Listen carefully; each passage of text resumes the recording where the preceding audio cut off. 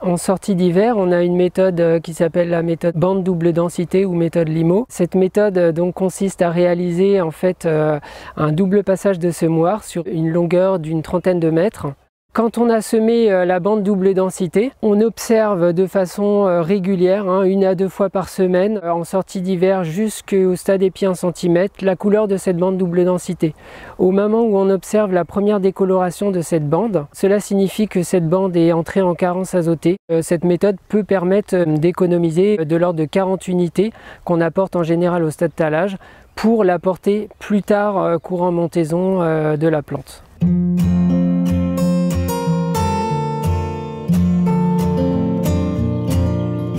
L'avantage de cette méthode, c'est qu'elle est très simple à mettre en place, puisqu'elle ne nécessite pas de matériel particulier, un semoir tout simple. L'inconvénient, c'est qu'il faut l'anticiper, puisque cette bande double densité doit être prévue dès l'implantation de la culture.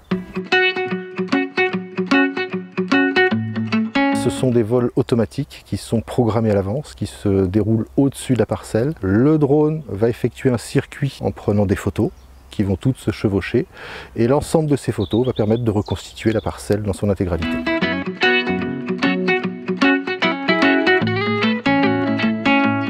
Ces photographies, une fois interprétées via un algorithme de traitement d'image, vont pouvoir identifier des caractéristiques de la culture invisibles à l'œil nu, telles que la biomasse, donc la matière sèche présente sur la parcelle au mètre carré près, et telle que la quantité d'azote absorbée par la culture.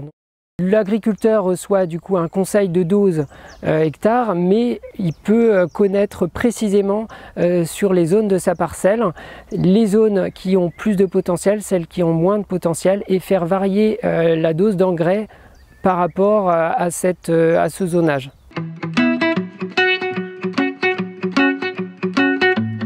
Je travaille avec FarmStar depuis 2016. Depuis l'année dernière, nous avons investi dans un semoir pour pouvoir retransmettre les données de FarmStar en CUMA avec 8 autres adhérents. Donc on épand à peu près 100 tonnes à l'année avec cet appareil. Ça nous revient à un coût de 25 € de la tonne par adhérent. Concrètement, l'agriculteur sur le site FarmStar peut consulter des cartes de préconisation où en intraparcellaire on voit donc les différentes zones avec les différentes doses d'azote apportées. Ouais, voilà. Il vaut mieux que tu charges toutes tes parcelles sur la clé, comme ça tu fais téléchargement groupé. Et voilà, et ta clé est prête.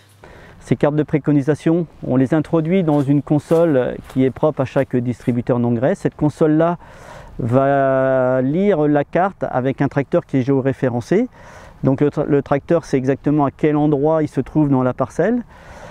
Et à cet endroit-là, s'il y a une préconisation de mettre 50 unités, donc l'appareil qui a derrière va mettre la dose préconisée à cet endroit-là.